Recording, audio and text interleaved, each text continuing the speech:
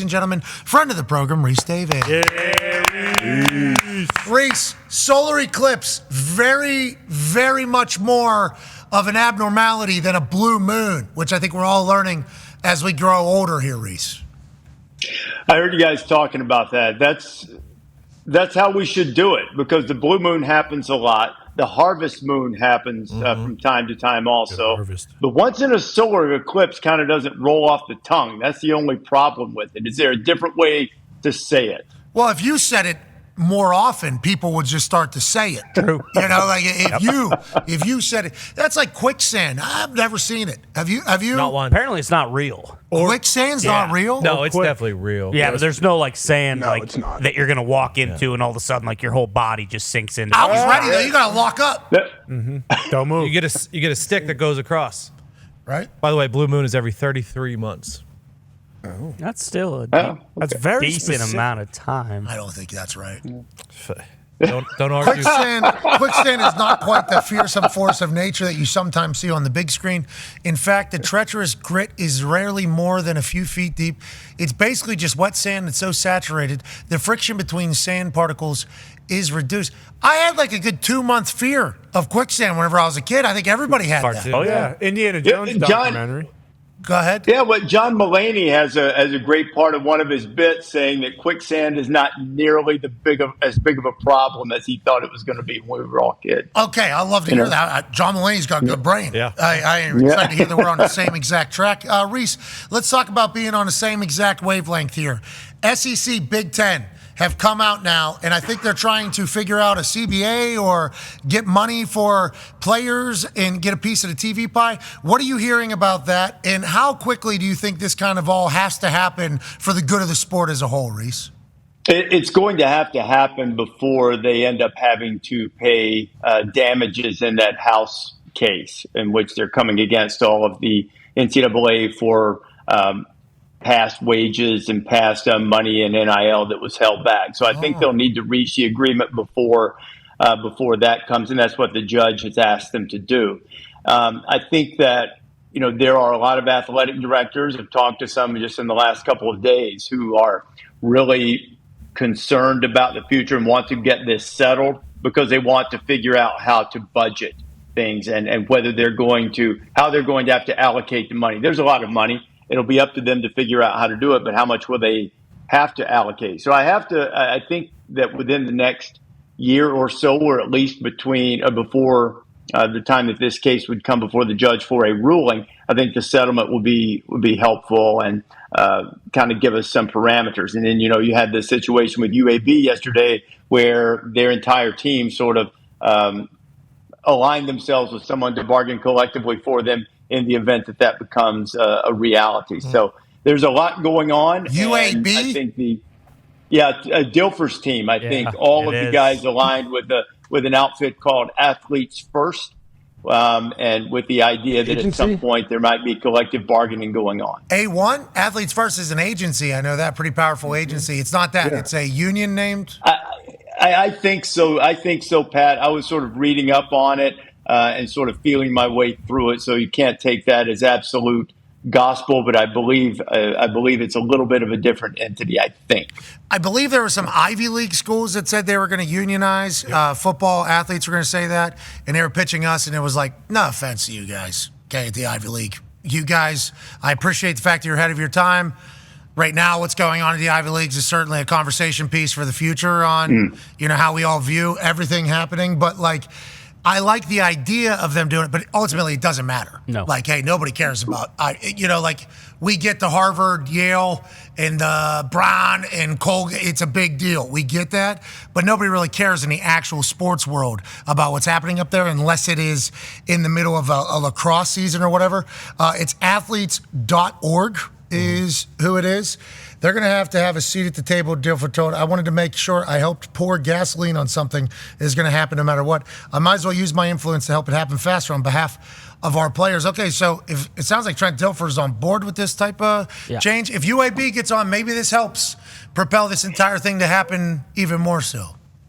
Well, I think the thing is that it's beneficial to him to do this, because UAB and schools like it, not to single them out, but schools like them need something to try to differentiate themselves in terms of recruiting. So I think if you can go out and say, that we are in favor of the players and we've taken this step ahead of everyone else, that it could help you out in that regard. But I think ultimately that there will be some type of an arrangement, settlement, agreement to try to put this house case, which is the biggest one that's sitting in front of the schools, that will make it the same for everybody. So it's not as if UAB. I don't envision a scenario where UAB is ahead of the curve and therefore they get some type of advantage. But right now they're probably just trying to see if it can set them apart a little bit for the moment. What do they say? Deadlines bring what?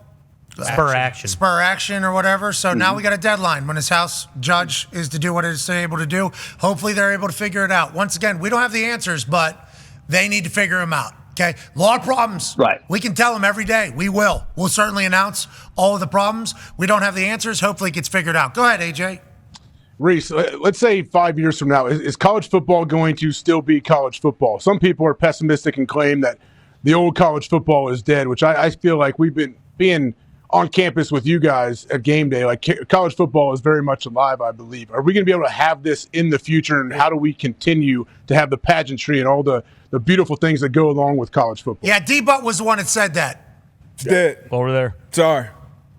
Yeah, I don't believe that college football is going to disappear. Oh, yeah. I mean, no, not in that sense. No, I don't think it's going to lose its soul, D-Bud. It's kind of what I'm saying. I mean, everybody knows it's still going to play, but I think that there will still be the nostalgia, mostly because those 100,000 people that come into those stadiums that we see every week, they treat this like going to the movies. Remember when people said, "Oh, if the players get NIL money, if they get paid, I'm never going to another game. I'm never watching." Well, so what?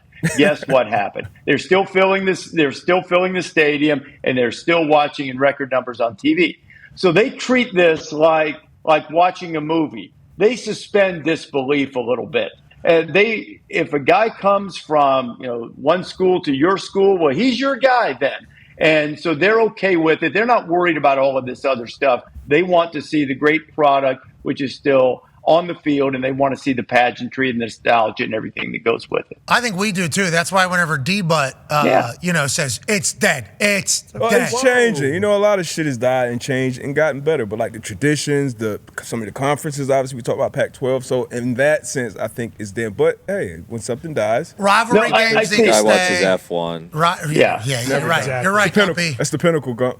Of what? Trash, brother. Snoozing. You're talking about snoozing, watching F1 race. But you want to come alive and feel alive? Agreed. Watch some college ball on a Saturday anywhere. But I think as long as we keep rivalry games in there, and there's going to be some that are lost, but hopefully they'll be able to get back, and we keep all the pageantry at the schools. Now, there's some schools that stink. Of course. Now don't fill up a stadium now. We're not talking about them, obviously. But I think these, my father's fodder sat in these seats. My father's fathers. I think that'll remain. Hopefully, that is what has to stay, right? That is what we all agree with. That's the most important thing to protect and to keep, because it's the thing that differentiates it from professional sports.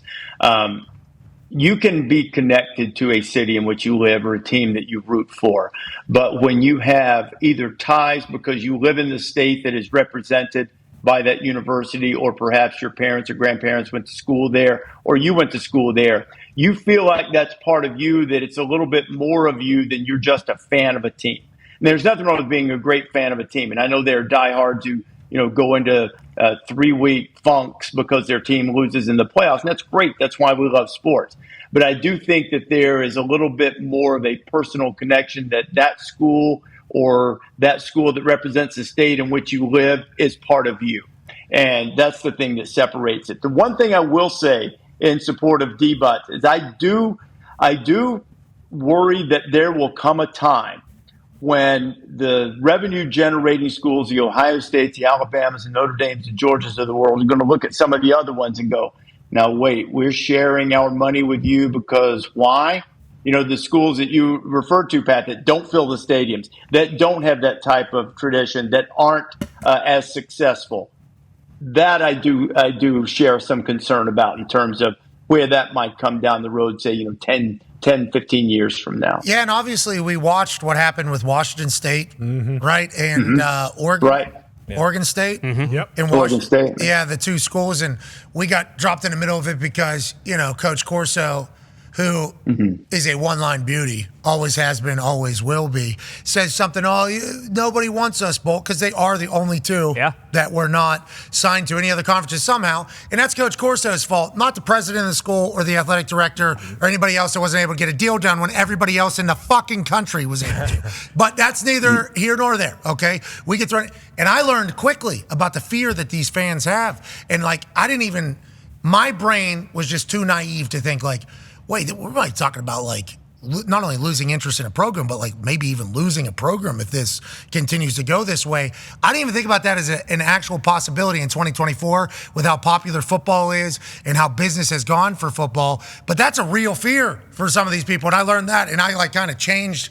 I had to walk very far back because I felt like such an asshole. But it is that's a real fear for some of these schools, Rece, is that they're going to lose their program entirely. We can't have that happen either. It's there's so many things that we can't have happen while there's so much change taking place right in front of us. Right, and that is a legitimate fear because you look at the coaching carousel and some of the players. Now, coaches move, and so I'm not going to sit here and say for sure that Jonathan Smith doesn't leave his alma mater of Oregon State for Michigan State, absent all of these things happening. They had a running back at Oregon State, an outstanding running back, Damian Martinez, who was set, according to reports, to make $400,000 running football for Oregon State. That's pretty good money there. I don't know what he's making. He's going to Miami. Now, if they are still in a major conference, does that happen? Maybe. I mean, we still see guys move, but it really makes it much easier now for the players, the coaches to say, look, I don't know what my future is going to look like at this level, and so I'm going to go give it a shot someplace else. That sucks. I do not like that part of it at all because every place has, obviously, diehard fans, and more football is better for us. Let's pivot away from football here. Connor has a question for you. Yeah, Rece, will these changes that are happening to college football, you think, slowly dwindle into the other sports? Is college basketball, obviously, is probably the next one up if they were to also apply these to that. Do you think that is going to happen, or is football kind of so much different because of the numbers and the ratings that it gets that it probably won't affect these other sports? No, I think it's going to affect it some. Football is a little bit different. I think the biggest area, and basketball may be also in a similar category to football, but I think where you're ultimately going to see it affect things is I think you'll see sort of a reconfiguration of some of the non-revenue sports in terms of who they play against. And then each school or each conference will have to decide how to divide the money or how to let schools participate in other sports in affiliation with other conferences, because it just doesn't make much sense for USC, for instance, in baseball to come play a Big Ten schedule when they probably have better competition by playing Fullerton and Irvine and Pepperdine all right there in their backyard, not to mention UCLA and Cal and Stanford and the Arizona schools. So, I think that you might see some reconfiguration in the traditional non-revenue sports. But basketball is still going to be a big-time entity, largely because of the money that the NCAA tournament generates through its media contract with CBS and Turner. Good luck to all of them. Yep. Good luck to all of them. We're pulling it. It's going to get figured out. For sure. It's going to get figured out. Let's pivot away from that. Let's talk about the draft a little bit. How was Saban? How was the crew? I got to be there for an hour. I wish I could have been there more. How do we feel? How was it up there next to him? Were you a little intimidated? Were you nervous? What was the weekend like? I wasn't. I was trying to do everything I could, Pat, to make sure that he felt comfortable. And I thought he was sensational. He was so prepared, which comes as no surprise to you guys or to anyone else. He had studied tape. He had read stuff on guys. He had talked to general managers. He had talked to coaches. He knew the stuff inside out. And there was a point a few days before, because of the ABC broadcast, which sort of focuses on the personalities and the paths that the players have taken to get to that point. He said, well, I wish somebody had really let me in on this so I could have, found out more of these stories. And I said, no, we want you to be Nick Saban. And I said, you have plenty of these stories from, playing against them, recruiting them, running across them in camps, just share them. And there was one, I don't know why this moment has stuck out to me, but one little example of how quickly you can tell a story and personalize somebody and personalize yourself. When Drake May gets drafted and we show the party at his high school, the celebration party at Myers Park High School, it was in the basketball gym. And when it popped up on the screen, Nick just sort of interjected, "Hey, I've been in that gym. I was in there watching him play basketball." It took 8 seconds for him to say that, and boom, it gave you another personal angle to the story. But he was great. He ate a little Debbie on television Friday night because everybody gets punchy late in the third round. And it was great. I saw clips. You guys had a good night too. Well, that's what I'm saying. Bill Belichick was, and I can't wait to watch Saban. For the hour that I got to be up there, like he was. This is not the word might sound bad, but it is not a bad thing. He was like interrupting and like going. That means he's confident as shit. And like the first time you're on a set or something like that, I think the biggest thing, especially being on a microphone, is confidence and like feeling where you're at. There was not even, as there shouldn't be, he's Nick Saban, but there is a chance that could happen. He felt like a natural. And like as I was sitting next to him, I'm like, this guy is an actual natural at this entire thing. And it's beautiful for college football too, that he's going to be as prevalent throughout the season with you guys throughout it all. And for Bill was so prepared for just like you were saying, Bill and Nick, I think pretty similar, human beings. Yeah. So prepared for everything, went through all the film. Night before, we're having some drinks, obviously, at dinner, and we're hanging out. And he orders one drink, I think because he feels obligated, because we all are. It is this margarita that they light on fire. So we change all of our orders, and we're like, we want 12 of those things. So we get them all, and he has one drink. So we all finish this, and now we're like, okay, we're going to order something now. It's good. And waiter comes over and goes, what would you like? Would you like another one of those? He goes, big day tomorrow. No, thank you. And it's like, oh, it's like game day tomorrow. Mm-hmm. He's like viewing his, which I respect, because I was sitting right next to him, and I was like, espresso martini. Like I was ordering just a little bit ago. So it was like the way he viewed it. And then after we do it in the hotel lobby, we're having drinks, telling stories like it was after game, like that entire thing. It was awesome. And I'm sure Nick Saban felt the same way. Like he probably enjoyed having to prepare for something, having to execute, and then having a chance to look back on it afterwards, because that's literally what these two fuckers have done their entire being. Did you get that sense as well from Nick as he was viewing it like, yeah, this is my game now. Like this is what we got to do. Absolutely. And he wants to be great at it. And he said that. And in talking to him the night before and spending time with him, he wanted to know how it was going to work, what we needed. He wants to be part of the team. And I think that he got off to a start that shows that he's going to be an unbelievable member of that team. Right after the game day that you did with us, Pat, we go back in the trailer afterwards, and he looks at me and he says, "What do you got for me? What do I need to do better?" And he wants to be great at it, which I'm sure Bill does too, which is so dumb. Which I think he's going to be. The amount of times he told me, well, it's your fucking show, after laying out a full plan of something he wants to do. Lays out a full plan of something, and he's like, do you think that would be good? And I'm like, does it sound like you want to do that? It sounds like, oh, it's your fucking show. It's like, doesn't sound like it is. Doesn't sound like it is right now. And that's like, but then he actually wanted shit. Like he actually wanted me to be like, nah, you should do this. You should try this. Yeah. And once I kind of understood that, I'm like, okay, I should feel confident in letting Bill know, because he wants to be great. Like he doesn't want to. Last thing Bill and Nick want to do is not take a piece of advice that could certainly help them. That's how they've gotten to the place that they are, is like gathering advice and information and tips. It's like, okay, that was a fascinating little angle from my relationship with Bill throughout the last couple of weeks as we were leading up to the draft. This year, you and Saban are going to be a beautiful thing to kind of watch each week. Let's talk about him with the draft. Go ahead, I only had opportunities to kind of see clips as well of you guys, and obviously you mentioned it earlier. He's probably recruited 90% of those guys that got drafted. So I'm interested to know, what were some of his favorite players in the draft? I saw him speak on Mike Sainristil when he was drafted out of Michigan, and saying that was pound for pound probably the best football player in the draft. So if you remember any of those guys that kind of popped out when they did get drafted, and Saban's response to him. He came out of his chair when Max Melton from Rutgers got drafted. He said, this is my sleeper cornerback. He goes, I love this guy, watching him on tape. He is going to be an outstanding pro. Now, I should have this memorized, but I've decompressed a little bit. I think Max went in the second round, and in all honesty, I can't remember who took it. Cardinals. But Cardinals. Cardinals. Yep. Okay, so he Nick. We all Googled that too. He did. We all Googled that. Yeah. I should have the Google machine ready. But he came up immediately when he said that. And you talked about taking feedback, Pat. One thing, we were in our meeting on the day before the draft, and there were a few things that were said. And I don't want to call any players out on this. There were a couple that he had criticisms of, and he had said, I don't really want to say that on TV.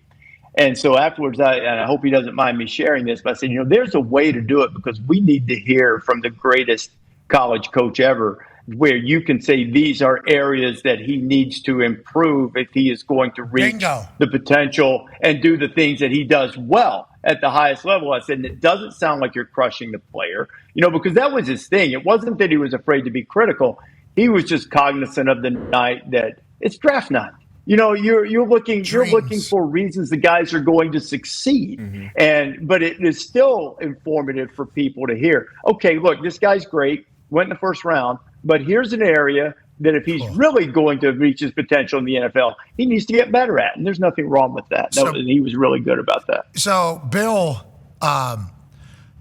he pointed out some things for everybody. He pointed out some things. And I think Bill felt an obligation to reset expectations for rookies that get drafted. Like, I feel like that's a good point. I feel like that was one of the things like Bill was like, enough with this shit. Like after, I didn't ask him if that was the case or not, but looking at the film, looking at what he wanted to talk about, it was like Bill wanted to showcase what was good for these guys, but also like, hey, here's the reality of the situation, because you look at the numbers, there's a lot more busts than there are successes, and everybody's like, well, why did this guy work out? It's like, well, this is a very big flaw that if he can't figure out is going to get exposed in the NFL, and it's not going to work out. Like, I feel like Bill wanted to do that, just like you said. Nick saying that, Bill saying that.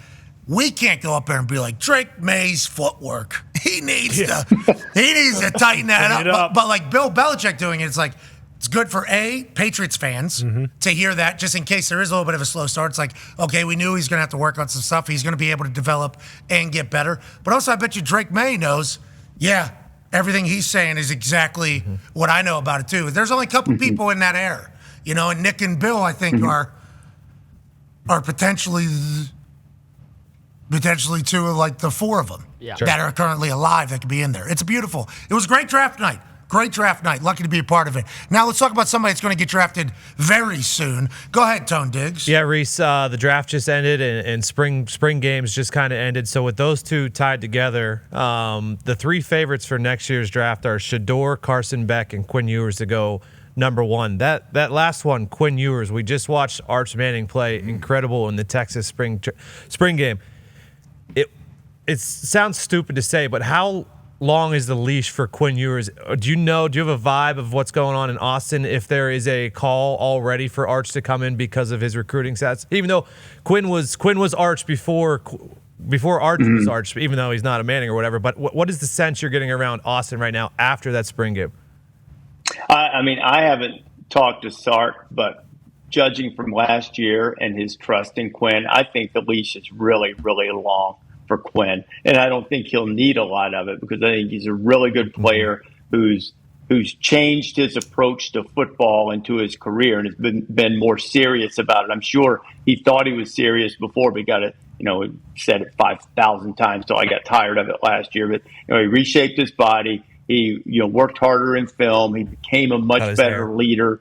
I think cut his hair, the whole thing. I think he is going to have a long leash. I think he's the undisputed number one. I don't anticipate him struggling, but it's a good thing. It's a good thing to have someone as talented as Arch sitting there waiting if in fact something happens and they need him to play. But I think there's a clear pecking order there, and Quinn's number one. Imagine Arch just sitting for 2 years, the entire Manning operation just being like, it's cool. Learning. Yeah, whatever. He's continuing to grow, and then he just plays probably a year or two. Yeah. Then he's a top 5 One pick. good year. And then all of a sudden we got another Manning who's bigger, stronger, faster than any other Mannings that have been in the NFL already. I mean, it's a phenomenal potential story, and the way they've handled it has just been like, yeah. I mean, that's how it goes. Boy's got to wait. Oh, he lost his ID. Yeah, he's got to have a college life. I mean, we had college life. I don't know if you heard about us. Like, it's just like it's the most normal handled situation for somebody that could be transferring starting next year in a bunch of places. Instead, it's just like, nope, all good. Whatever happens, happens. And Quinn Ewers has handled it very well as well. I'm a big fan of Quinn Ewers. Ty is the last question for you here, Rece. We appreciate you. Yeah, Rece, we all know you're an Alabama alum. What are you hearing about the Kalen DeBoer era so far? When it first started, I feel like people were kind of trying to kill him with all the people who entered the portal.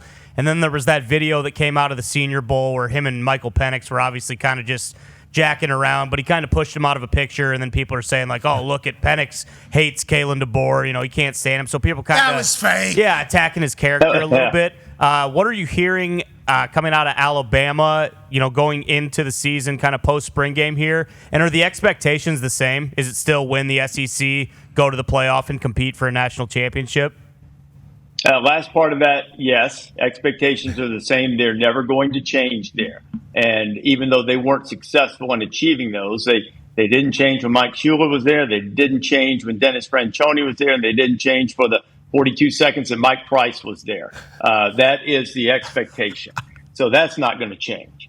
From what I've heard, it's gone along very well. Obviously, Kalen's a much different dude. As for the Senior Bowl picture, I believe there was another picture immediately afterwards where they're all hugged up or right before or some such thing. Yes. And it's all good. In fact, I got a text from Kalen at night of the draft, and he was thrilled for all of his Washington players because he said as good a players as they are, they're all, just all were exemplary guys to have on the team. And so he was very happy for them.